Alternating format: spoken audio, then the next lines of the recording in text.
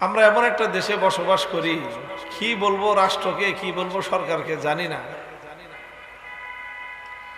এরকম ঘটনা ঘটতেছে, একটার পর একটা ঘটতেছে, কিন্তু প্রকৃত অপরাধীরা শনাক্ত হয় না।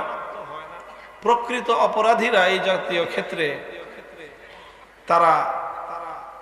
তাদের মুখোশ উন্মোচিত হয় না।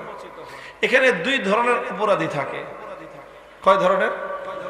এই জাতীয় ঘটনা অহরহ ঘটে। দুই ধরনের অপরাধী থাকে। একটা অপরাধী থাকে যারা সরাসরি এই জাতীয় হত্যাকাণ্ডগুলো, হামলাগুলো চালায়।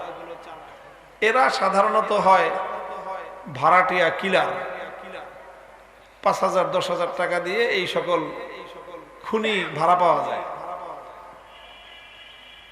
সমাজের একটা শ্রেণী এরকম এমন বিকৃত মানসিকতার হয়ে গেছে যে ১০,০০০ টাকার বিনিময়ে এমন একটা মানুষ যাকে সে চিনেও না, জানেও না, কি অপরাধ তাও জানে না, শুধু ১০,০০০ টাকার বিনিময়ে একটা মানুষকে খুন করে ফেলবে।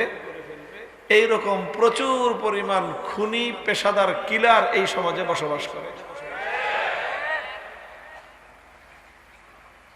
এখন আমরা হয়তো রাগে ক্ষোভে কিলারদেরকে দোষ দেই। এই কিলার কারা?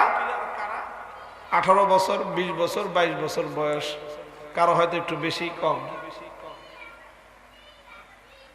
এর জন্য কি এই সমাজের কোনো দায় নাই? বলবেন কার দায়? আমি বলবো শতভাগ দায় হলো রাষ্ট্রের দায়। শতভাগ রাষ্ট্রের দায়, সরকারের দায়। এখন বলবেন রাষ্ট্র আর সরকার গঠন করে কারা? সেখানে কিছুটা ভূমিকা আছে জনগণের। জনগণ যাদেরকে মনে করে যে হ্যাঁ এরা রাষ্ট্র চালানোর উপযুক্ত, তাদেরকে দায়িত্ব দেয়। আর যারা রাষ্ট্রের ক্ষমতা পায় তারা ক্ষমতায় গিয়ে এই সমস্ত কাজ করে। তারা